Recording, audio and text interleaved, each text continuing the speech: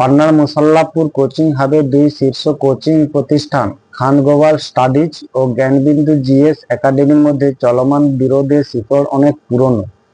সাম্প্রতিক সংঘাতের সূত্রপাত হয় সফল প্রার্থীদের কৃতিত্ব দাবি ও পোস্টার ছেঁড়াকে কেন্দ্র করে। বিহার পুলিশের নিয়োগ পরীক্ষার ফল প্রকাশের পর দুই প্রতিষ্ঠান হাজার হাজার সফল প্রার্থীর সাফল্যের দাবি করে। এই নিয়ে উভয় পক্ষের কর্মীদের মধ্যে উত্তেজনা তৈরি হয়, যা পরে হাতাহাতিতে রূপ নেয়।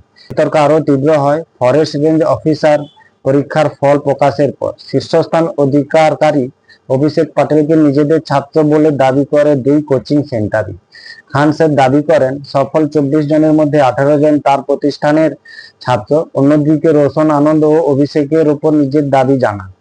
পরিস্থিতি নতুন মোড় নেয় 28শে মার্চ, যখন অভিষেক প্যাটেল খান স্যারের কাছ থেকে সংবর্ধনা গ্রহণ করেন। এরপর রোশন আনন্দ অভিষেকের সঙ্গে তার হোয়াটসঅ্যাপ চ্যাট প্রকাশ করেন এবং অভিযোগ তোলেন যে খান স্যার 10 লক্ষ টাকার বিনিময়ে ওই মেধাবী ছাত্রকে নিজের প্রতিষ্ঠানের ছাত্র হিসেবে দাবি করেছেন।